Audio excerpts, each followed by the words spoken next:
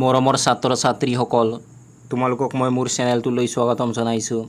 আজি মই চতুৰ্থ শ্ৰেণীৰ আমাৰ চৌপাশৰ পৰিৱেশ পাঠ্যপুথিৰ অধ্যায় 5 আমাৰ পৰিৱেশ অধ্যায়ৰ পাঠ 11 ভিন্ন ঠাই ভিন্ন জীৱন পাঠটোৰ অনুশীলনীৰ প্ৰশ্নসমূহৰ উত্তৰসমূহ আলোচনা কৰিম। গতিকে তোমালোকে ভিডিঅ'টো প্ৰথমৰ পৰা শেষলৈকে চাবা। অনুশীলনীৰ 1 নম্বৰত দিয়া আছে তলত দিয়া প্ৰশ্নসমূহৰ শুদ্ধ উত্তৰ অনুযায়ী কাষৰ গোল চিনটো পূৰ কৰা। ক নম্বৰ প্ৰশ্নটো হৈছে ক'ত আটাইতকৈ বেছি বৰষুণ হয়? ইয়াৰ শুদ্ধ উত্তৰ হৈছে অপশ্যন নম্বৰ 1 মেঘালয়।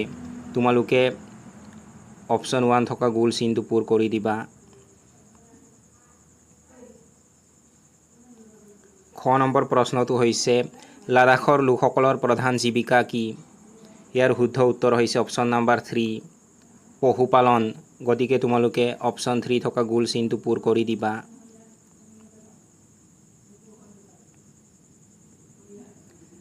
গ নম্বৰ প্ৰশ্নটো হৈছে কেৰালাৰ বিখ্যাত পৰম্পৰাগত নৃত্য কোনটো? ইয়াৰ শুদ্ধ উত্তৰ হৈছে অপশ্যন নম্বৰ 3 কথাকলি।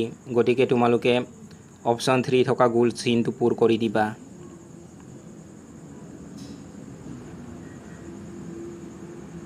দুই নম্বৰত দিয়া আছে উত্তৰ লিখা। 1 নম্বৰ প্ৰশ্নটো হৈছে কেৰালা কোনখন সাগৰৰ পাৰত অৱস্থিত? তোমালোকে উত্তৰত লিখিবা কেৰালা আৰৱ সাগৰৰ পাৰত অৱস্থিত।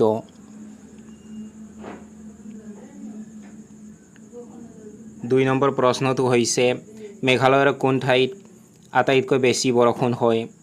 তোমালোকে উত্তৰত লিখিবা মেঘালয়ৰ চেৰাপুঞ্জীৰ মৌচিনৰামত আটাইতকৈ বেছি বৰষুণ হয়। 3 নম্বৰ প্ৰশ্নটো হৈছে মেঘালয়ৰ জনজাতিসকলৰ যিকোনো এটা উৎসৱৰ নাম লিখা। তোমালোকে উত্তৰত লিখিবা নংক্ৰেম।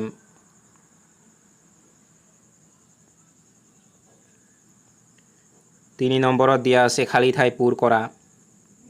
1 নম্বৰত দিয়া আছে মেঘালয়ত লোকসকলে সাধাৰণতে ডেছ খেতি কৰে। তোমালোকে খালী ঠাইত লিখিবা ঝুম। 2 নম্বৰত দিয়া আছে কেৰালাৰ লোকসকলে মাছ ধৰাৰ উপৰি সাগৰৰ পাৰত ডেছ গছৰ খেতিও কৰে। তোমালোকে খালী ঠাইত লিখিবা নাৰিকল।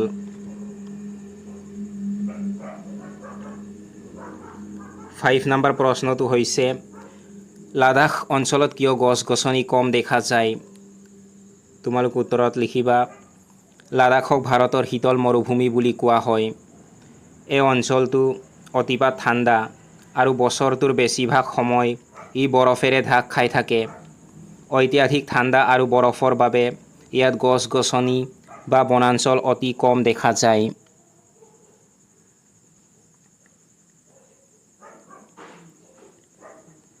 ছয় নম্বৰ প্ৰশ্নটো হৈছে ৰাজস্থানত কিয় পানীৰ সমস্যা হয় লিখা। তোমালোকে উত্তৰত লিখিবা ৰাজস্থানৰ এক বৃহৎ অংশ বালিময় থৰ মৰুভূমিয়ে আৱৰি আছে। ইয়াৰ জলবায়ু সাধাৰণতে অত্যন্ত শুকান আৰু গৰম। ইয়াত বৰষুণ অতি কম পৰিমাণে হোৱাৰ বাবে পানীৰ চিৰাচৰিত নাটনি হয় আৰু তীব্ৰ পানীৰ সমস্যাৰ সৃষ্টি হয়।